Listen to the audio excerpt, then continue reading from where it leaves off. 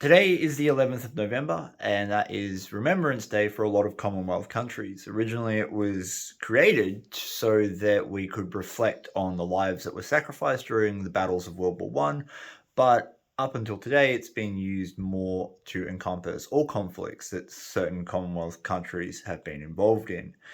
Now, I like to take the opportunity to talk about some of the struggles that servicemen go through when it comes to returning from these conflicts. And if you've followed my channel for any length of time, you'll know about my own personal struggles for post-traumatic stress disorder and the advocacy work that I've been trying to do to raise more awareness around it. And today feels like a good opportunity not only to pause and reflect on the sacrifices made by our servicemen across multiple conflicts that have happened over the last 100 years, but what I feel is a more pressing issue right now is that we're coming off the back of being a war generation.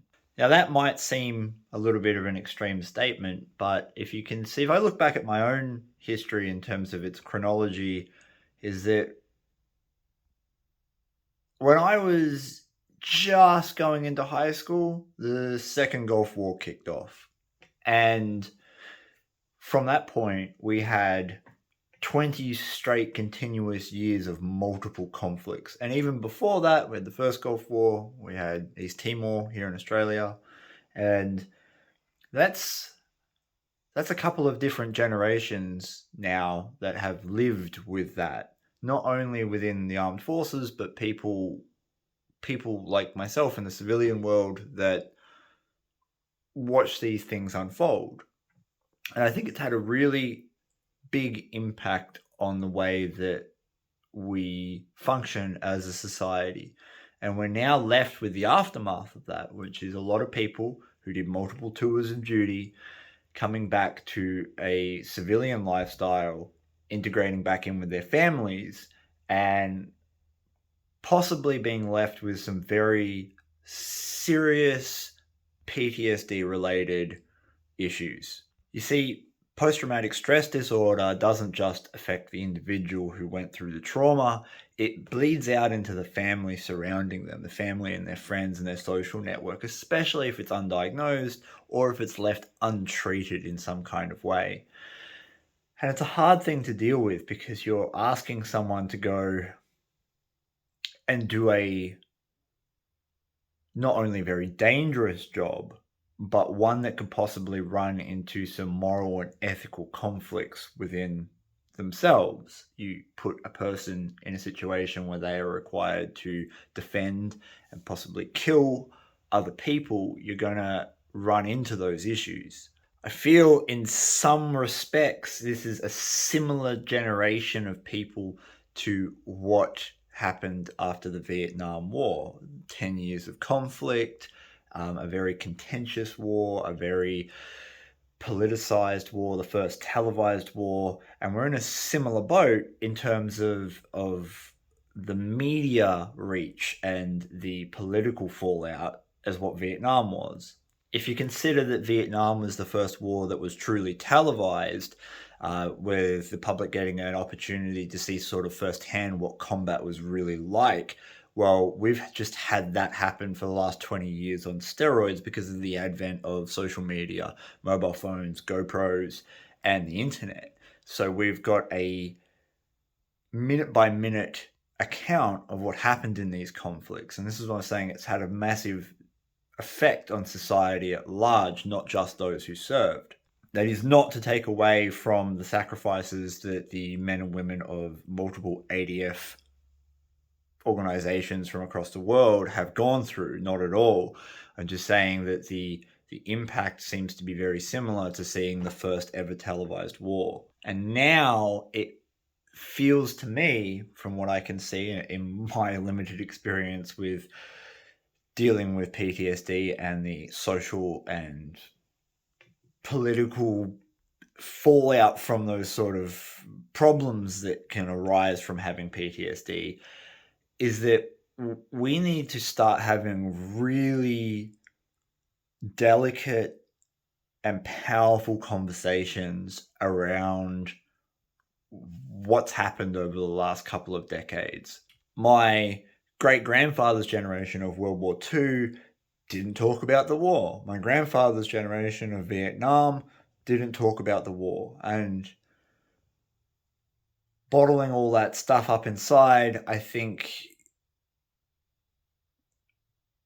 certainly didn't help the family unit. It certainly didn't help the intergenerational levels of trauma that can come from something like that. Like I said, PTSD affects not only the individual who's got it, but those around them, because it's a stressful condition to deal with, and there's a lot of problems that come from it, such as having flashbacks in very benign places like supermarkets. And I don't for a second expect people to tell the gory, gruesome details of what happened on a tour of duty, but as a community,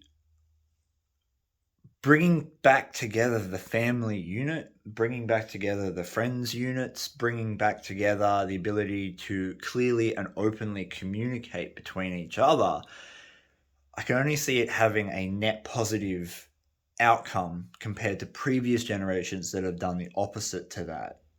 So perhaps this Remembrance Day, if you are someone who served in these conflicts and are dealing with the fallout of seeing combat, being in super stressful situations overseas on deployment, if you're a family member of such an individual who's struggling, it might be worth starting a conversation around how you can return to a level of normalcy.